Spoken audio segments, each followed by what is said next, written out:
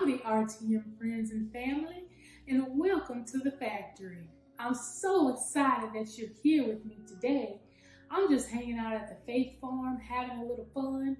You're probably wondering why I'm at the Faith Farm.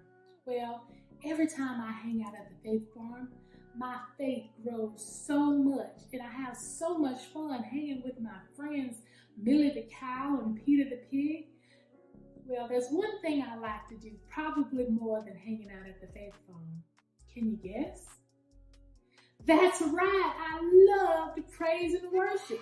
So before we head back to the Faith Farm and meet with our friends Millie and Peter the pig, let's get our praise on.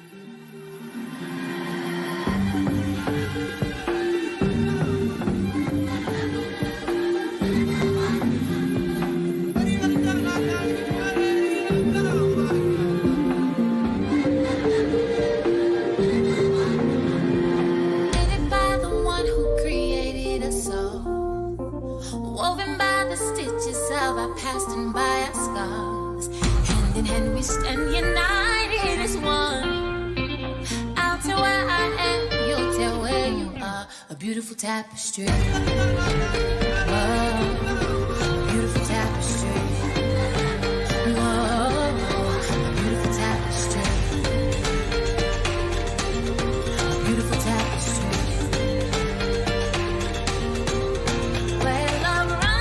Love runs wild, disregarding space and time. Through our thread, hope comes alive, bringing freedom,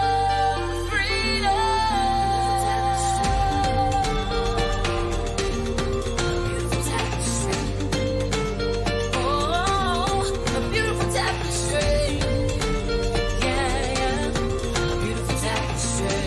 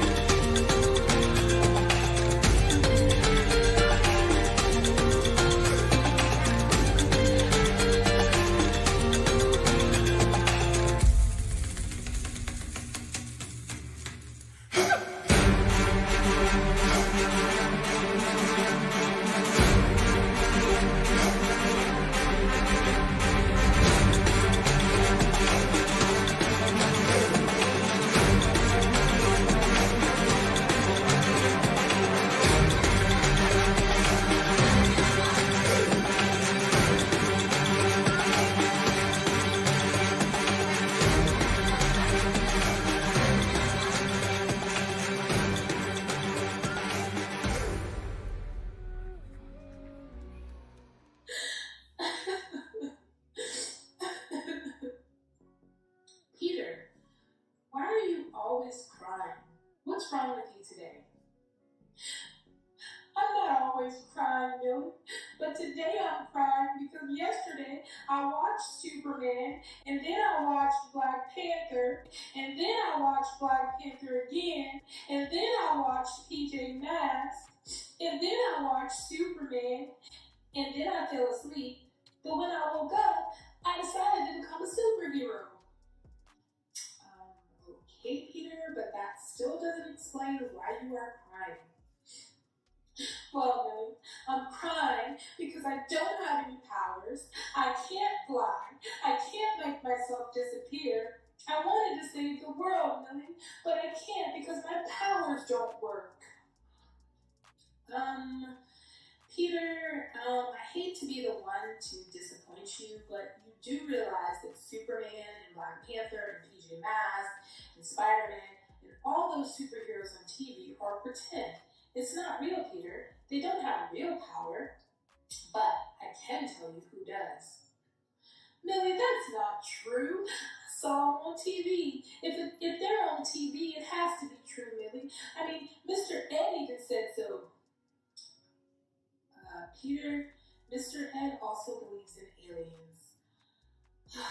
Oh, Peter, you have so much to learn. It's make-believe, okay? But I know someone who does have power, and he gives us power too. All we have to do is put on the armor of God, the breastplate of righteousness, and the sword of truth, Peter. Who, Millie, who? I want to have powers. I want to have a sword. I can take all the bad people out with my sword, Millie. Shoo, shoo, shoo, shoo. That's what I'm going to do. Peter, calm down. Take a breath. I'm not talking about a physical sword. I'm talking about a spiritual one. Huh? A spiritual one, Millie? Is something in that hay you've been eating? Cuckoo, cuckoo.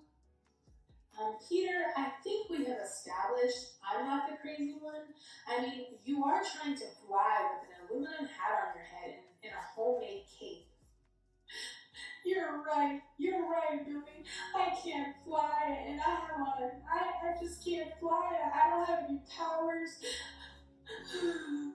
Sorry, Peter, sorry. It's okay. I'm just joking.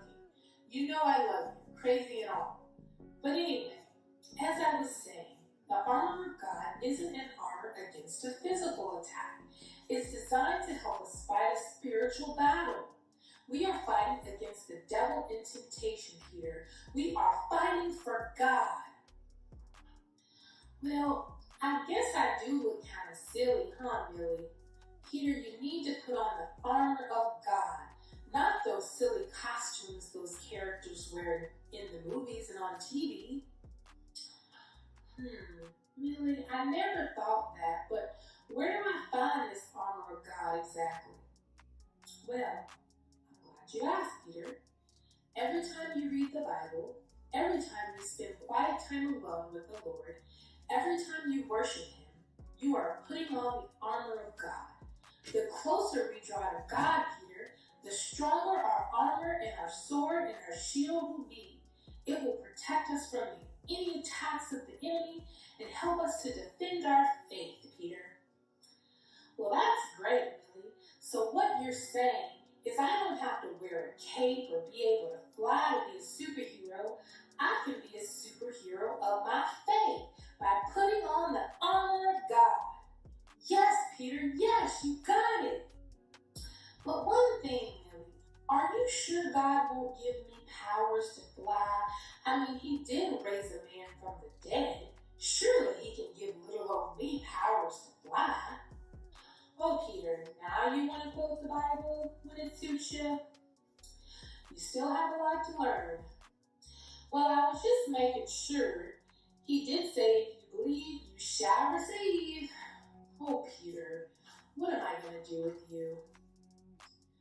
I don't know, Millie, but can you help me take off this aluminum crown? I think it's stuck. Sure, Peter. What are friends for?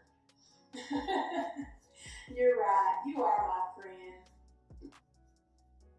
Y'all, what an awesome time we had at the Faith Farm today. Man, I got my faith built up so much. I hope you did too. I learned about putting on the armor of God.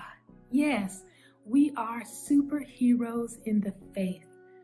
The armor of God is our best defense. If we dress in the full armor of God, we will protect our head, our heart, and our spirit. The full armor of God won't make you stand out like Superman's red and blue suit, but every day that you put on the armor of God, people will see God's word in your life.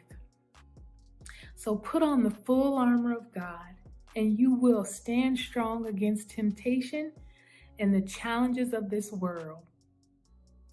Put on the full armor of God so you can be a superhero of the faith. Say this prayer with me, y'all. Dear God, give us the armor of God so we can fight for you. Love you guys.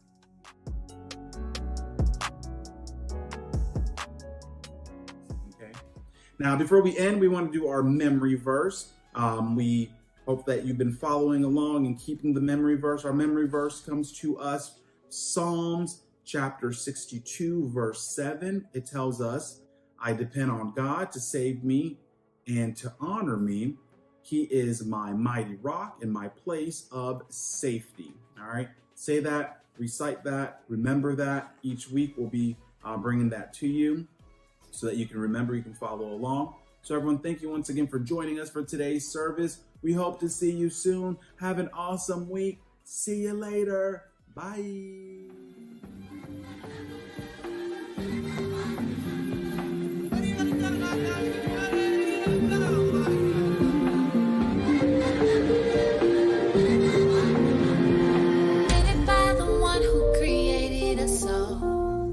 Woven by the stitches of our past and by our scars. Hand in hand we stand united as one. I'll tell where I am, you'll tell where you are. A beautiful tapestry. Oh.